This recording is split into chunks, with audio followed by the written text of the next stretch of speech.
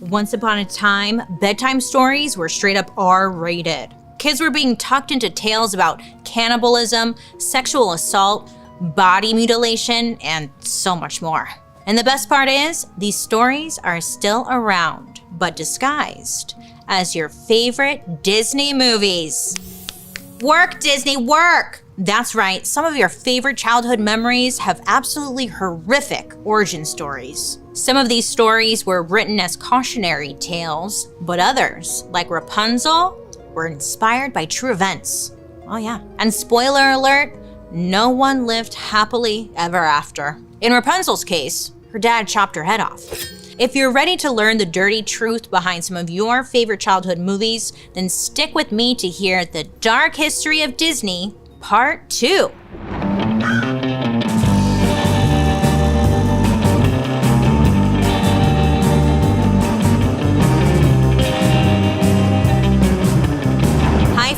I hope you're having a wonderful day today. My name is Bailey Sarian, and I'd like to welcome you to my podcast, Dark History. Here, we believe history does not have to be boring. It might be tragic, it might be happy, but either way, it's our dark history. Before we get into today's story, don't forget to like and subscribe. I come out with that hot, juicy history goss every week. And plus, let me know what you think. I love hearing from you guys in the comments section. Now let's get into today's story, huh? Or should we take a moment? If you're watching over on YouTube, Paul is dressed as Alice from Alice in Wonderland. Girl, you look so cute.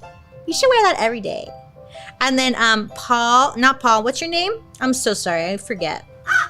Joan. Joan is a Cheshire cat.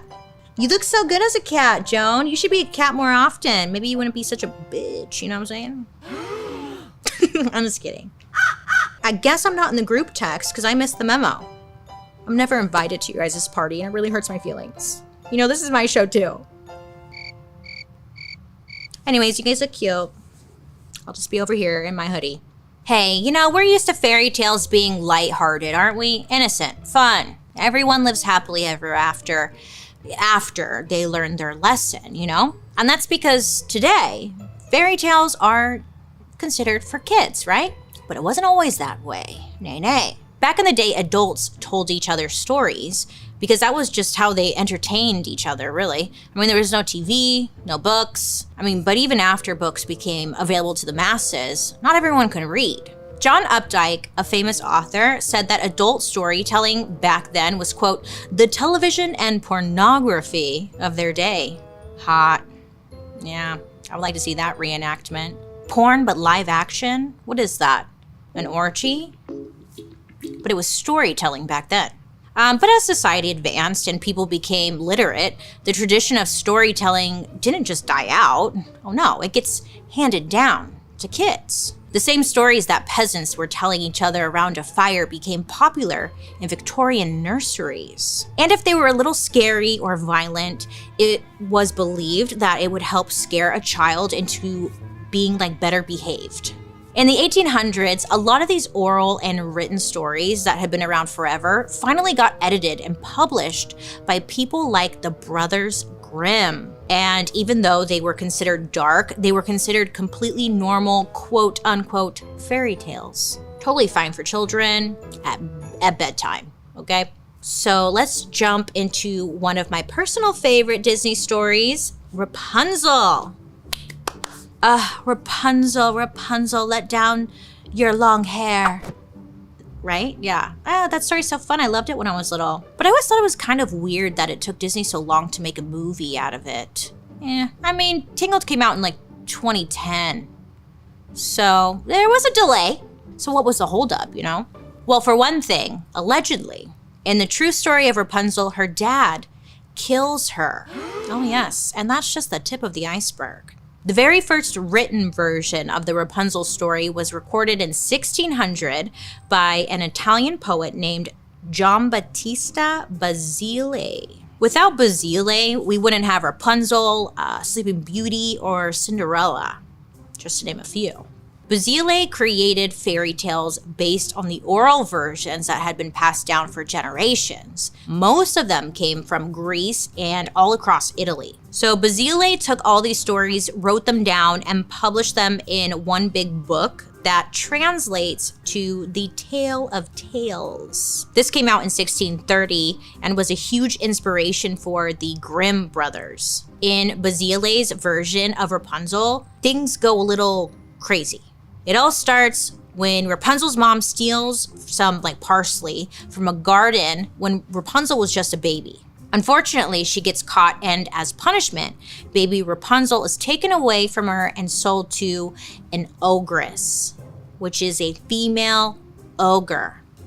I know, it was like a Shrek crossover I was not expecting at all. Then the ogress locks Rapunzel away in a tower for her whole life. So I guess that's where we get the whole tower thing from. But then in 1812, the Grimm brothers take this version of the story and they ramp things up to a whole new level of weird. And then in this dream I had, I'm eating his head off while he sings God Bless America. I mean, what do you think it means? Paul, are you even listening to me? So annoying. Maybe it's time I find an actual doctor. I'll just use the ZocDoc app. Hey? Yeah, I don't need you, Paul. You don't even listen to me. With the ZocDoc app, I can search and compare highly rated in-network doctors near me.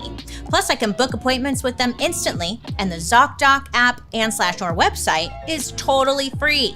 When you open the app, you can search for a doctor or a specialist by location, availability, and whether they take your insurance. There are so many options depending on what you're looking for.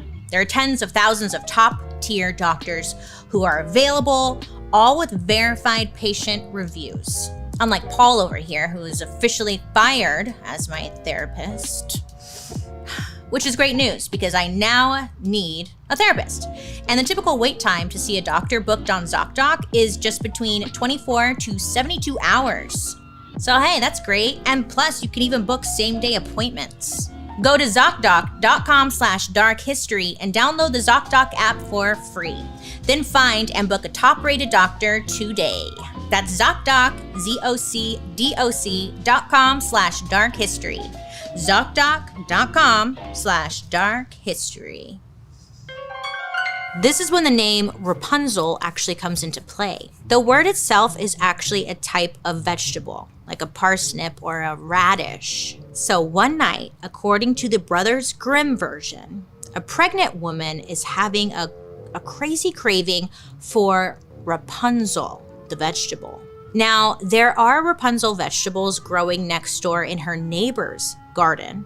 So the woman convinces her husband to hop the fence and steal some from the neighbor. So he does, hops the fence and gets some. And the next night, I guess he goes right back and he takes some more. Well, apparently, the husband and wife had a hunch that their neighbor was a witch. And this version of the fairy tale was written at a time when witch paranoia was at an all-time high. So it makes sense that the Grimm brothers would want to change the villain from an ogress to a witch.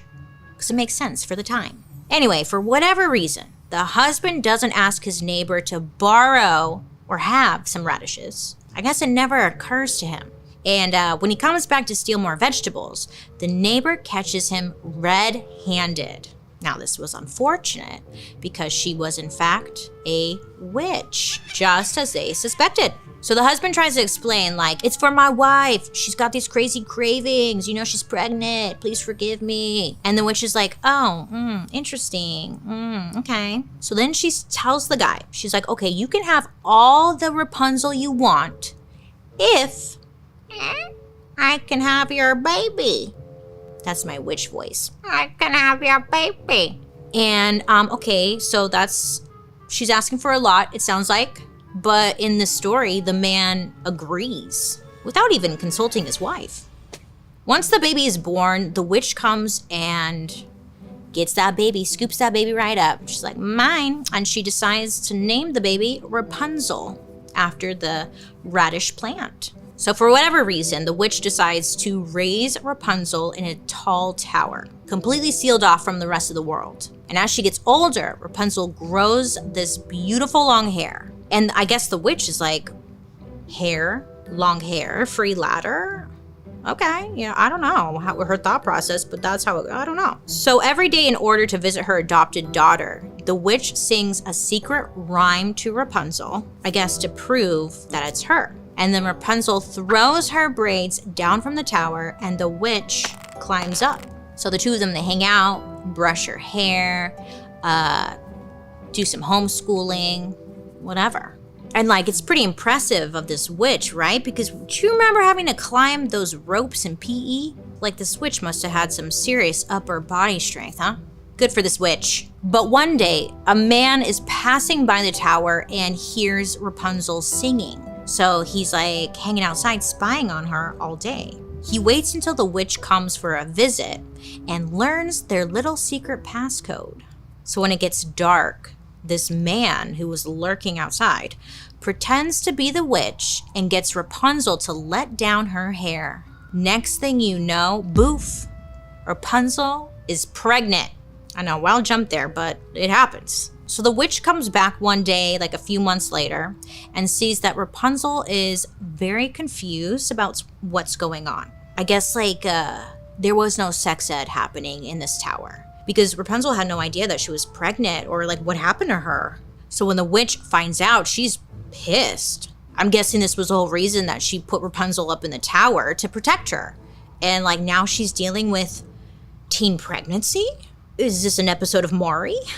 The witch chops off all of Rapunzel's hair and banishes her into the wilderness to fend for herself. When Rapunzel's man comes back that night, the witch pretends to be Rapunzel. And this man does that little secret code, and the witch tosses down the braids and lets him climb up. He's thinking it's her, you know? So when he gets up there, he's obviously horrified to find a witch instead of Rapunzel. So this man is so shooketh that he falls off of the tower and he lands in a patch of thorns. And I guess he's mostly fine, except that 2 thorns land exactly in his eyes and he's blinded. What a bummer, huh? Meanwhile, Rapunzel's out fending for herself in the woods, and she ends up giving birth to twins. And she's out there just raw dogging it, just trying to guess, what do I do? She's in the woods. Prince is blind. So the blind prince is wandering around for years before he finally hears Rapunzel singing, and they are reunited. She cries. I guess because she's happy. She's crying, and the tears magically restore his sight.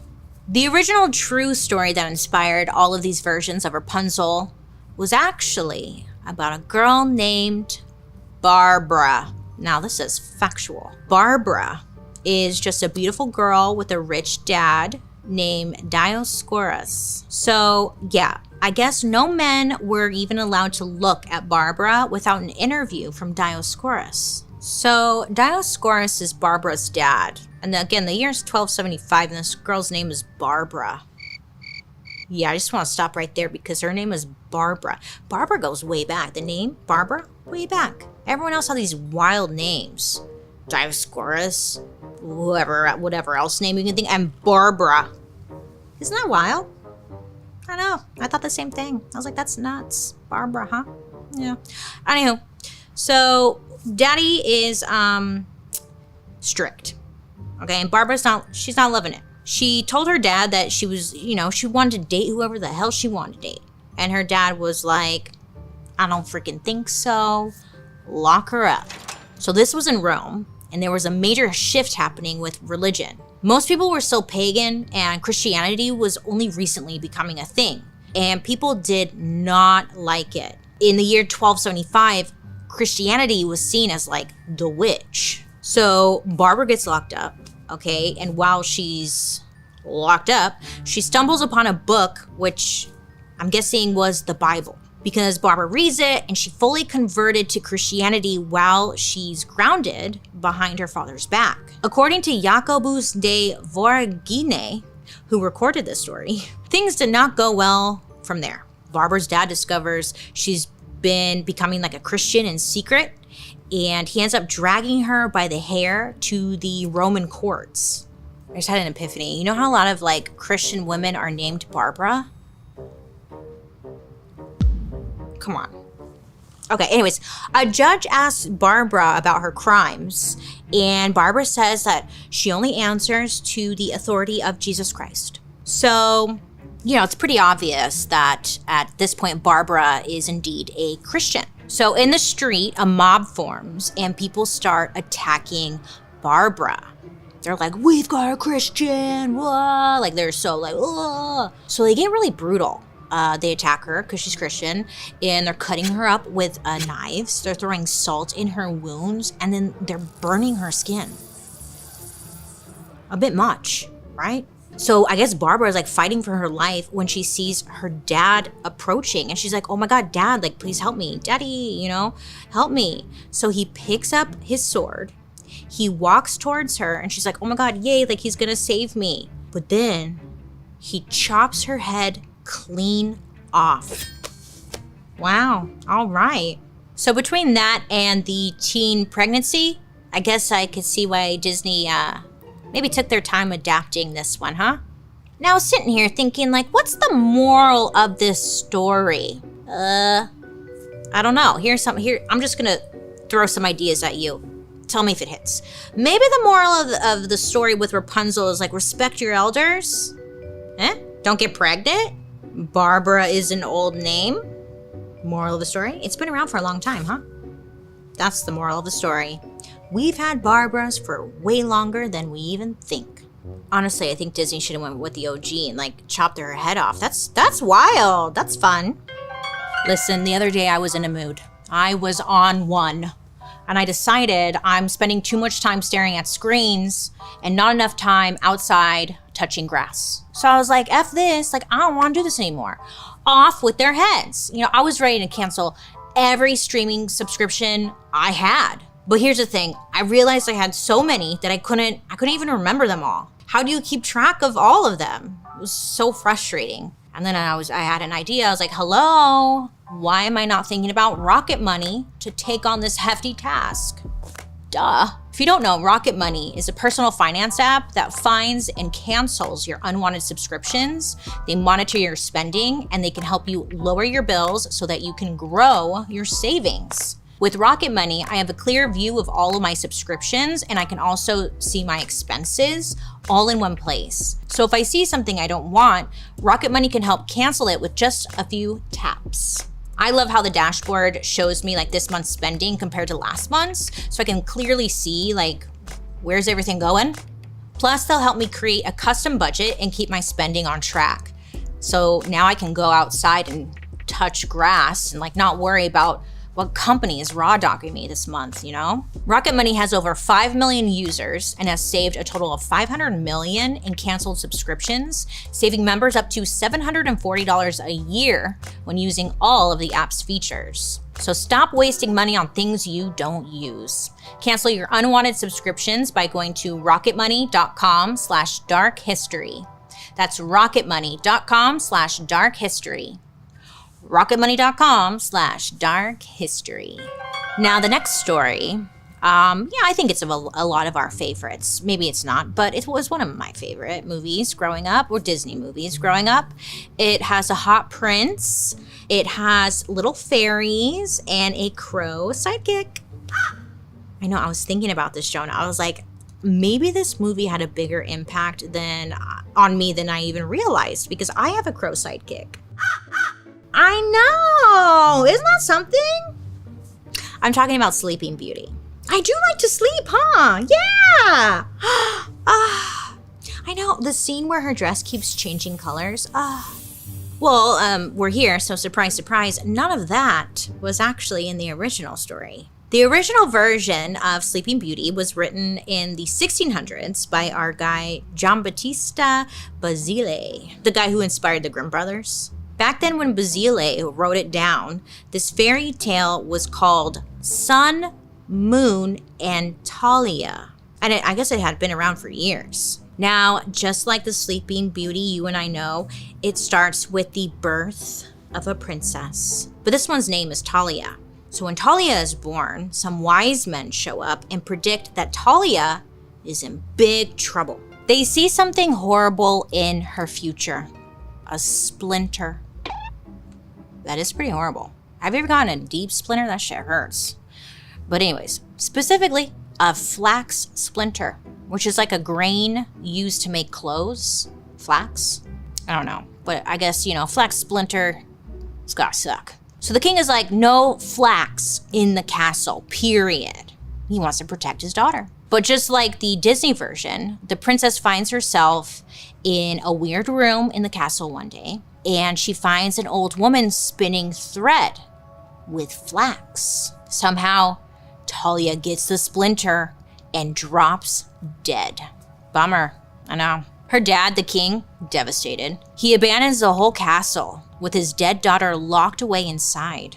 I guess 100 years go by, and a random king from another kingdom is passing by the castle and decides to go inside. He's like, oh cool, abandoned castle, let's check it out. So he goes inside, he's like looking around, and this guy, the king, he finds Talia, who has been assumed dead for 100 years. And this king is like, oh my God, she's so beautiful. And he's like absolutely captivated by her beauty. But instead of like giving her true love's kiss, like Prince Charming, this king has sex with her. Rapes her. You know what I'm saying? I think it would be called necrophiliac, right? Necrophilia? I think that's what they call it. Yeah, that's what they call it. But sure, guy. But then here's the twist. Talia is actually not dead. She's a zombie. I know. She, I guess, essentially was in a coma. So after this incident, she gets pregnant and gives birth to 2 twins 9 months later. The fuck is going on? I know. I don't know. These people were wild back then. Stories were weird. Mind you, she gives birth and all this stuff all while she is still unconscious. I don't know. It's like a twilight birth, really. But she gets lucky, I guess. One day, one of her babies was having trouble finding her nipple. So I guess the baby went for the next best thing, her fingers. So the baby is sucking on that finger, and I guess it's the cursed, like, splinter finger. Okay, so the baby sucking on it, and this baby is able to suck out the poison or the curse splinter situation that was in Talia's finger. This is the weirdest story I've ever heard. I know. The baby sucks it out, and this wakes Talia up. Now, ain't that some shit? Just imagine getting a splinter one day, and you wake up 100 years later. You now have 2 babies, twins, and everyone you know is dead. It's just like, what year is it? I'm not even sure what I'd do, actually. Well, at some point, Talia names her kids Sun and Moon. And we're not sure exactly when she does this because she's been asleep. So maybe when she woke up, she's like, oh my God, Sun, Moon, that's your names. Now here's a crazy coincidence. Around this same time, the Predator King comes back to visit Talia. He's like, I'm gonna see if she's still there and have sex with her. And surprise, he's like, bummer, she's awake. Damn it, yeah. And she has babies now. Are those mine? Fuck. Responsibility.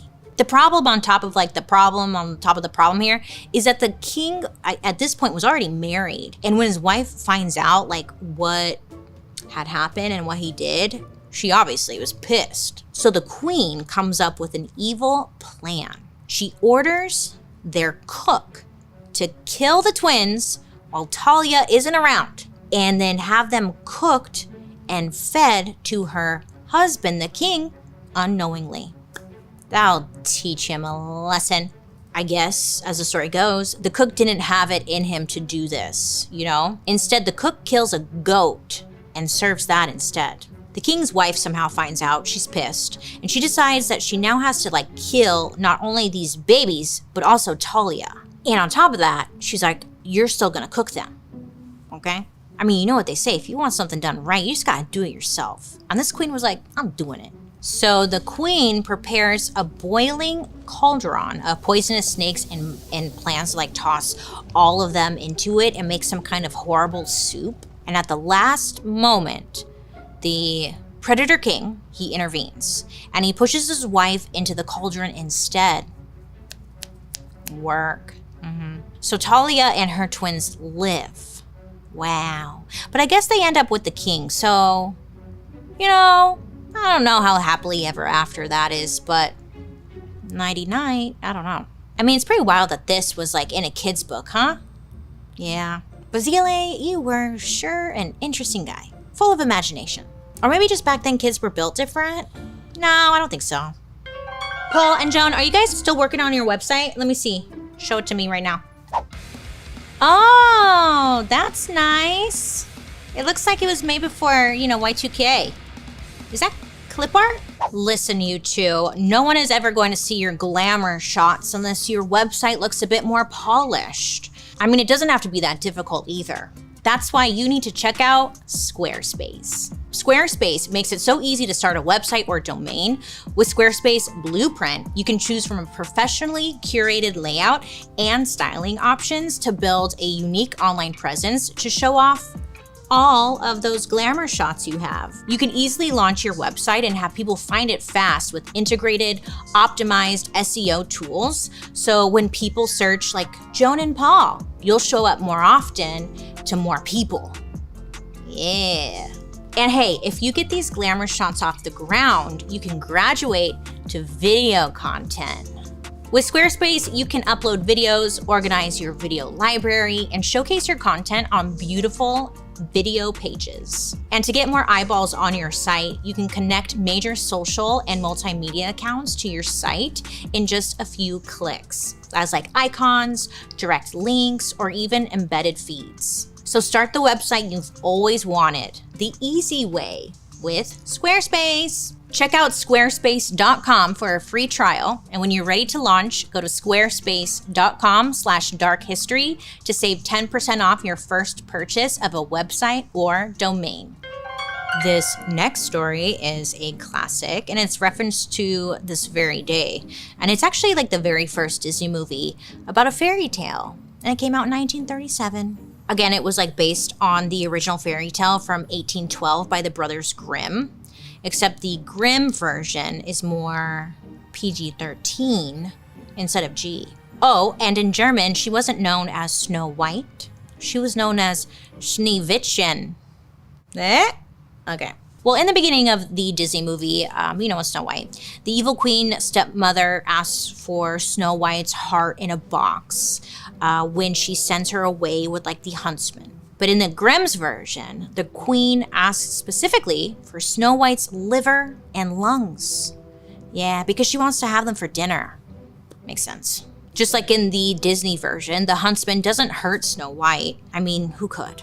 Instead, he brings back the lungs and liver of a young boar for the queen. And she boils them with salt and eats them. In the German version, Snow White also runs away and is taken in by dwarves. But these dwarves have no names and no special personalities. They're just 7 dwarves. The evil queen comes calling to the dwarves' house not once, not twice, but 3 times before Snow White finally falls for her poisoned apple trick. The dwarves come home to find Snow White apparently dead, and they carry her away in a glass coffin. Years later, a prince sees Snow White and falls in love. I know in these old stories, like, it's a lot of men being attracted to comatose women. It's really interesting. It's a theme. I don't know what's going on. The prince tries to buy Snow White's body off of the dwarves, and the dwarves are like, why'd you have to make it weird? Like, that's our friend. What do you want to do with her? But the prince will not take no for an answer, and he is begging the dwarves. He tells them that he will die if he can't see Snow White's body every day for the rest of his life. Necrophilia again, huh?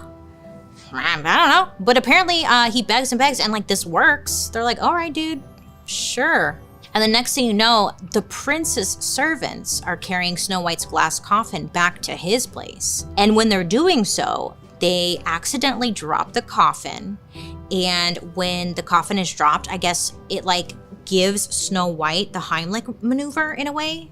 Like she's able to like cough something up when the coffin is dropped. You get it? And a big old chunk of like that poison apple comes flying out of Snow White's mouth, and she suddenly comes back to life. And then after this, Snow White and the prince get married. Then in the story, as punishment for her evil deeds, the queen is forced to wear a pair of iron shoes that were heated over a fire. So they're red hot, and they make her dance and dance and dance, you know, in these shoes until she drops dead. Do you remember when we did that episode of The Dancing Plague? In like, when was that, season 1? Cross, right? So again, like I was trying to think, okay, what's the moral of this story? Do they have moral? Like, what's the moral of the story? I think in this case, or maybe in both of these, you have a better chance of getting a man if you're in a coma. You know? That's my takeaway. Okay, and our last story takes a bit of a turn. We all know Alice in Wonderland, right? Love it. So great. It's movies actually based on the book by Lewis Carroll called Alice's Adventures in Wonderland. In it, Alice falls down a rabbit hole. Alice ends up in Wonderland and goes on to meet all kinds of wacky characters. She learns about herself and she grows literally and emotionally. And it's fun. It's different. It's wild. Unexpected. Now, this fairy tale is a little different from the ones I mentioned. It was written in 1865 and was completely created by Lewis Carroll. And what caught my eye about this Disney favorite wasn't the story, was the author. I know what you're thinking, Bailey. We know the author was probably on some like wild drugs when he wrote the story, because that's always like the rumor or whatever. I mean, what else could inspire someone to write about a hookah-smoking caterpillar? Drugs, you would think, right? Lewis Carroll, who wrote Alice in Wonderland, wasn't actually named Lewis Carroll. That was just his pen name. His real name was Charles Dodgson. I don't know why I can't fucking say that last name, but I can, okay? But that's his real name. He was said to be very modest, and he didn't want his personal life to become everyone's business, so he wrote under a pen name. Or maybe he was hiding something. Either way, you know, to keep things simple, I'm just gonna call him Lewis. Simple for me. Lewis was born on January 27th, 1832 in a British town called Cheshire. Cheshire Cat. Makes sense, huh? I guess he came from like an extremely religious family with good connections. And when he was old enough, Lewis went to Oxford University, just like his dad. And he kind of never leaves Oxford, actually. He ends up like working there as a librarian and then eventually gets a job as a math teacher. Some sad news, there's actually like zero evidence that Mr. Lewis Carroll was eating magic mushrooms while he was writing Alice in Wonderland. I know, he thought of that all himself. But what he did like to do was hang out with little girls. Yeah. And Alice, I guess, was based on one of the little girls he liked to hang out with. So Lewis's office at Oxford was apparently right next to the dean's house. And the dean of Oxford was named Henry Liddell. And over time, Lewis and Henry, I guess, became buddies. Lewis starts to hang out with Henry's family, his wife, Lorena, their 3 kids, Edith, Lorena Jr., and Alice. Alice was based on a real girl. Oh yeah. And she was just 4 years old when Lewis started hanging out at her house. But it wasn't until one day on a little family boat ride that Lewis and Alice formed their special bond. Lewis apparently made a big impact on Alice and her 2 sisters when he started to tell them a story. I guess he had made up the story like right on the spot. Little did anyone know at the time that they were like getting a sneak peek at what would become, you know, the most popular children's book of their time, Alice in Wonderland, or Alice's Adventures in Wonderland. Alice loved the story so much that she asked Lewis to write it down. Yeah, she's like, I want to remember it and read it all the time. So he did. And from that point, I guess Alice was his muse. Apparently, Lewis even wrote in his diary about the first time he met her. I know. What? Yeah. Normal thing for a 30-year-old math teacher to write about in his diary, some would say. Martin Gardiner, a historian, wrote that, quote, Carroll's principal hobby, the hobby that aroused his greatest joys, was entertaining little girls, end quote. Not great, you know? And I was like, okay, maybe he's just like, maybe I'm like being the perv. Maybe he just really loves kids in an innocent way, you know? But then I read something else. Martin Gardiner went on to say that Lewis, quote, thought the naked bodies of little girls, unlike the bodies of boys, extremely beautiful. Lewis would do these nude sketches and take photographs of little girls. And apparently he always asked the parents' permission first, so that's good. We don't have any of these pictures or sketches, which I think is great. We don't need them. But Lewis had very specific instructions for them after he died. He said that these pictures should either be returned to their families or they should be destroyed. Which, fuck yeah. It said that Lewis would make friends with little girls at the beach and on the train. And in his bag, he always carried around little toys and puzzles to entertain them. He also carried safety pins, specifically for pinning up the skirts of any little girls who wanted to go wade into the water without getting their clothes wet, which is like so thoughtful. After Alice grew up, he wrote to her and said, quote, I have had some scores of child friends since your time, but they have been quite a different thing, end quote. Yeah, I don't know what he's saying, but I don't like it. I wish this was a story about a man who was tripping balls on mushrooms or something, but no, it's not. He just likes little girls. Yeah. All right. Looking back at everything we've learned today, Disney definitely added some flavor, cleaned things up a bit. They were heavily influenced by these stories, right? They just, didn't follow them all the way through. It's interesting the way Disney adapted these stories. They took a story that featured a creepy predator king from Sun, Moon, and Talia and made him Prince Philip in Sleeping Beauty. They took the creep guy who was outside of the building in Rapunzel and made him into Flynn Rider in Tangled. Oh, and then in Snow White, of course, like the random prince who takes Snow White's body. In Disney, he becomes Prince Charming and he rescues her. Oh, I mean, okay. All right, Disney, make your money, I guess. I don't know. They needed inspiration somewhere. And they got it. And they just added some spice and had some princes save some women and called it a movie. Disney really made us believe that like witches were really the ones out there that we had to watch out for, right? But really the whole time it was like the perverts. I don't know. Anywho, speaking of disturbing stories, did you guys hear about those people who died because they drank that caffeinated lemonade? You hear about that? That's some wild shit. I read that story as I was drinking a Red Bull. Not funny, but like I was like, oh shit. But it made me realize like I don't really know anything about energy drinks. I mean, where did they come from? It seems like just one day they like popped up and now there's so many of them, right? Are they good for us? I'm gonna say no, but are they bad for us? And like, what's bad about them? So I had to get answers. And once again, it did not fail me because let me tell you, it's not great. So tune in next week for the dark history of energy drinks. Oh, fuck. I know. I'm sorry. We'll be talking about it next week. Well, friends, thank you for hanging out with me today. You can join me over on my YouTube where you can watch these episodes on Thursday after the podcast airs. And while you're there, you can also catch my murder, mystery, and makeup. Don't forget to like and subscribe because I'm here for you every week. I love to hear your guys' reactions to today's story, so make sure to leave a comment in the comment section. And I can see what you guys are saying. So now let's read a couple of comments that you guys have left me. My favorite part, yay! Moon Goonin left us a comment saying, I'm obsessed with the Grindhouse style intro. Thank you, Moon Goonin. I like it too, it's super cute. Yeah. Leah Kinnery Perez 5137 left us a comment saying, my granddaughter got me into watching you. Love that.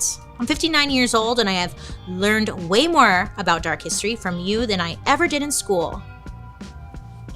Miss Leah, that is such a huge compliment. Thank you so much, and shout out to your granddaughter. I love that. I mean, I'm bringing families together. It's so special. Nikki C8886 said, I want the story and conspiracy against crows and ravens. The fear and stories about how they tie into death. Nikki, why are you going to do that?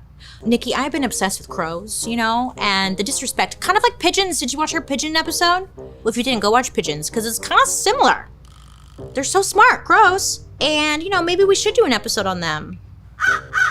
I think you would like that. Yeah. Well, I love you for watching and also engaging. Keep on commenting because maybe you'll be featured in our next episode. And hey, if you don't know, Dark History is an Audio Boom original. I want to say a special thank you to our expert, Anne Duggan, professor of French and fairy tale studies. And I'm your host, Bailey Sarian. Have a good day, make good choices, and I'll be talking to you next week. Goodbye.